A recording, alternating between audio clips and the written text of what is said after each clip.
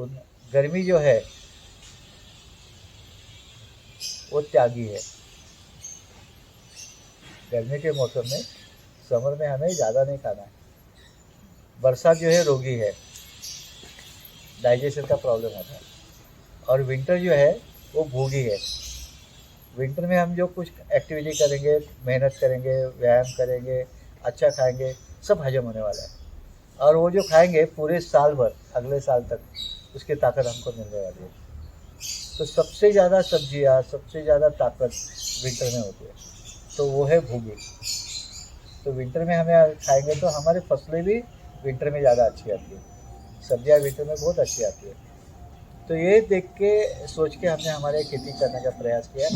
और अभी हमारे यहाँ पे ऑलमोस्ट 70% तो हम थाली की चीज़ें बना रहे हैं। और उसकी वजह से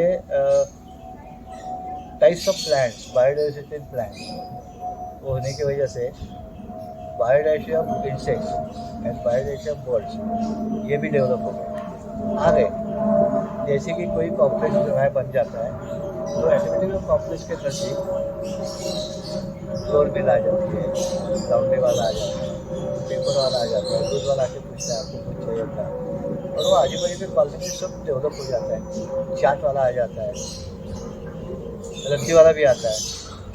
तो ये जो है सोसाइटी बन जाती है, क्योंकि रिसाइकल और सप्लाई चेन ये दोनों चीज़ें हमारे जीवन में जैसे इम्पोर्टेंट है वैसे खेती में भी इम्पोर्टेंट है कि सप्लाई चेन हमारी हमारी खुद की होनी चाहिए और उसका जो रिसाइकल है वो हमारे खेत में होना चाहिए। तो ये जगह जब हो जाता है, नेचर में होता है नॉन स्टॉप, तो ये जो नेचर में होता है वो हमारी खेती में करने का हम प्रयास करें। और ये जो मॉडल है ये जंगल मॉडल बोलते हैं जिसको हम, कि यहाँ पे मेरा कार्बन फुटप्रिंट कम होने वाला।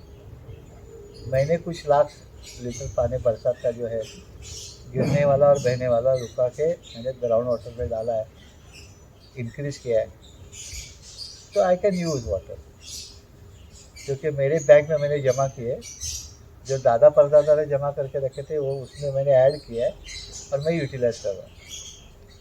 सेव करो, कंज्यूम करो, सेव करो, कंज्यूम करो। हम सिर्फ कंज्यूम कर रहे हैं, दादा परदादा ने बनाई हुई चीज़ें हम लोग यूज़ कर रहे हैं और बैंक में रिटर्न नहीं डाल रहे।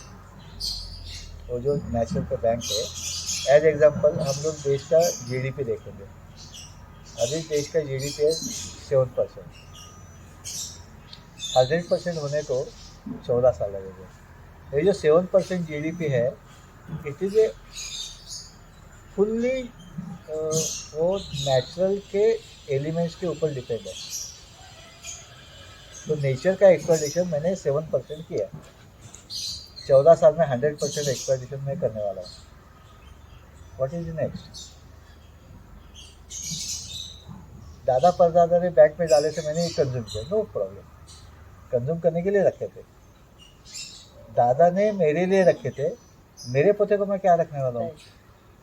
अगर मैं नहीं रखूँगा तो there is a big problem जो आज हो रहा है। और हम लोग इस तरह से जी रहे कि सिर्फ और सिर्फ आदमी के लिए दुनिया है और he is a rights to consume it everything. उसकी ड्यूटी हम भूल गए। Basically we are trusted, human is a trustee of the nature, and उसने उसमें डेवलप करना है, खुद कंज्यूम ही करना है और डेवलप करके अगली जनरेशन को हैंड ओवर करना है। नेचर का एक बेसिक प्रिंसिपल है, एक्शन करोगे तो रिएक्शन होगी। आप कैसी तरह के एक्शन करोगे उसी रिएक्शन होगी। मैं आपको देखे हंस पड़ा तो आपको आप भी मुस्कुराने वाले हो। तो मैंने बड़े आंखें गर्म करके देखा, तो सेंद्रीय खेती उसका एक प्रयास होता है कि खुद के सीड खुद बनाओ, खुद का पानी वहाँ पे जो है वर्षा चक्र और फसल चक्र का ताल्लुक रख के खेती करो, और जो पैदा करोगे वो nature friendly, with the help of nature क्या होगा। तो ऑटोमेटिकली मेरा कार्बन फुटप्रिंट, वाटर फुटप्रिंट और इकोसिस्टम, ये सबका ख्याल करके हमें हमारी खेती करनी होती है। तो आजकल जिसको हम लोग ऑर्गेनिक खेती बोल रहे हैं उसमें ये सब नहीं है। आजकल हमारे पढ़े लिखे लोगों के दिमाग में ये है कि वो जो फार्मर नेचुरल इनपुट से खेती कर रहा है परचेज करके, it is organic farming. It is only for seasonal crop. There is no biodiversity plant, no biodiversity insects. There are no rights to give there. खेती में वही होता है जो आपके मन में चाहते हैं। तो वो जो है खेती इको फ्रेंडली होते हुए भी there are so many climatic zone, तो हम वहाँ पे वही खेती कर पाते हैं जो हज़ारों सालों से इको सिस्टम बने हुए हैं। जैसे कि कोकोनट में ज़्यादा रेंज की सब्जियाँ, ज़्यादा रेंज के फसलें, सोलापुर में चावल नहीं लगा पाओगे और हमें यहाँ ज्वार लगा नहीं पाएंगे। खुद के लिए वहाँ पे हर एक बंदे के लिए भगवान ने कुछ ना कुछ बनाया ही है। इसलिए पहले जो कहा है कि क्या खाना है, रीजनल, सीजनल, ओरिजिनल। तो ये हमारी खेती में हम लोग ये करने का प्रयास करते हैं और सो इस कॉल्ड एज ऑर्गेनिक फार्म। आपने बोला आपका 5.5 एकड़ जमीन है। 5 एकड़। 5 एकड़ और biodiverse is filled in the farm. Not just one particular फसल आप एक जगह पे उगाते ऐसा उसका मार्केटिंग करे, ऐसा कुछ भी नहीं है। एक्चुअली ऐसा करता तो मॉनिटरली बेनिफिशियल होता था। बिल्कुल होता है। एंड प्रॉपर मार्केटिंग वगैरह। आप ऐसा क्यों नहीं डिसाइड किया करने के लिए? बेसिकली जीने के तरीके होते हैं। तो मुझे कैसा जीना है ये पहले गोल पक्का होता है। तो खेती में मेरे गुरु है, काफ़ी गुरु है, उसमें से एक गुरु है भारत भूषण त्यागी जी, जो उत्तर भारत में रहते हैं। गए साल उनको पद्मश्री खिताब मिला है जैविक खेती के ऊपर। तो उन्होंने मुझे कहा, राजू भैया क्या होता है खेती जो होती है ना, वो सोचनी है, समझनी और करनी है। हम पहले करते हैं, बाद में सोचते समझते कभी भी नहीं। मैं खेती क्यों कर रहा हूँ? तो मेरी खेती मैं कर रहा हूँ मुझे अच्छा जीने के लिए। मुझे अच्छा पैसा कमाने से मैं क्या करने वाला हूँ, मेरे उपभोग के साधन परचेस करने वाला हूँ। तो पैसा is not a goal, satisfaction is a goal. और मेरा सिर्फ सेटिस्फैक्शन होकर नहीं चलेगा। सेटिस्फैक्शन मेरे परिवार का सबका अगर होगा तो देश की, मेरी और मेरे परिवार का, देश की भी तरक्की होगी, नहीं तो नहीं होगा। सिर्फ एक बड़ा होगा और बाकी सब छोटे रहेंगे। तो वो बड़ा क्यों बना, इनका एक्सप्लोरेशन करके बड़ा बना। तो ये कल इसका एक्सप्लोरेशन करने वाला 100%। तो सबको, सबका साथ सबका विकास अभी जो गोल है। तो जब तक सबका साथ यानी इकोसिस्टम का साथ हम नहीं लेंगे हम कर नहीं पाएंगे।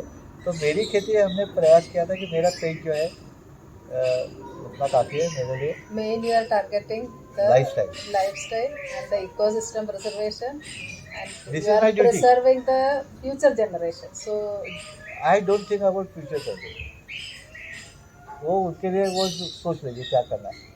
मेरी जिम्मेदारी उनको अच्छा इन्वायरमेंट करके देना है। yes, नेचर जो है उत्पत्ति से चले, उत्पत्ति से चले, ये होता ही है। हम हिस्ट्री क्यों सीखते हैं? इस हिस्ट्री रिपीट इटसेल्फ। और खेती में वेरी इम्पोर्टेंट कि आपकी जो फसल होती है वो क्लाइमेटिक कंडीशन के ऊपर होती है, रेनफॉल के ऊपर होती है, उसके ऊपर उसकी वैरायटी होती है। इसके लिए उसमें बायोडाइवर्सिटी है। हर एक ज़मीन के अलग है, हर एक लोकेशन के अलग है, हर एक इकोसिस्टम के अलग है। There are so many ecosystem. Environment अच्छा सब जगह, डेजर्ट का भी इकोसिस्टम है, आदमी रह नहीं पाएगा। तो हमें कौन सा इकोसिस्टम चाहिए जो हमारे राष्ट्रगीत में लिखा है सुजलाम सुफलाम। तो हमारा फर्ज होता है सुजलाम सुफलाम करने का। As a consumer, I am also consumer. मैं खेती से बनता हूँ, खा रहा हूँ, तो अच्छा खाने के लिए मुझे कुछ करना पड़ेगा। मेरी ज़मीन मुझे सुजलाम सुफलाम करनी पड़ेगी। और उसके लिए उस ज़माने में जो था वो अभी नहीं है, वो मुझे करना पड़ेगा। इसके लिए इकोसिस्टम में फूड छोड़ के बाकी चीज़ें भी हमको करनी पड़ेगी। तो आपका जो सवाल था तो उसके लिए मुझे बड़ा उत्तर देना पड़ा कि इकोसिस्टम के साथ मैं जीता हूँ, फूड के साथ नहीं जीता हूँ। आदमी का फर्स्ट, कोई भी जीव का पहला जो खाना है वो हवा है। बिना हवा के कोई भी जीव 1 मिनट से ज़्यादा जिंदा नहीं रह पाएगा। दूसरा है पानी, क्वालिटी ऑफ वाटर। और तीसरा है फूड। बिना फूड के हम 50 दिन आराम से रह सकते हैं, उसमें हमारे शरीर में एक ताकत है। बिना पानी के 4 दिन रह सकते हैं और बिना हवा के 2 मिनट भी नहीं। तो तो हमें ऐसी कंडीशन करनी है जिससे हवा की क्वालिटी अच्छी हो, पानी की क्वालिटी अच्छी हो, और पानी की क्वालिटी अगर वो फूड में आ गई, हवा और पानी की क्वालिटी, तो फिर फूड में टेस्टी होता है और हेल्दी होता है। तो ये सब आपको हर एक को प्रयास करना है कि मेरा पानी, कुएं का पानी अच्छा कैसे बने, मेरी खेत की हवा अच्छी कैसे बने, इसका माइक्रो क्लाइमेट ये हमें करना ही है। नहीं तो after 20 years there is no future.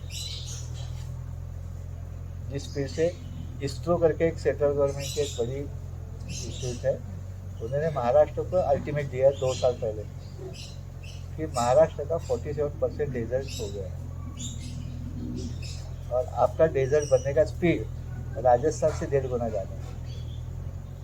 और हमारे कोई भी पॉलिटिशियन ने, कोई भी एनजीओ ने उसके ऊपर ध्यान नहीं दिया कि भाई ये 47% अगर डेजर्ट हो गया है, रुकाएंगे कैसे और उसको रीजनरेट कैसे करेंगे। Very big problem. अभी हमने मराठवाड़ा में खेतों के खेतें बह गई, विधि नहीं इतना बारिश गिरा, ये तो आगे होने वाला ही है, 100% होने वाला है। पूरे 100 साल में जितने साइक्लोन नहीं आए अरबी समुद्र में, उतने एक साल में आए।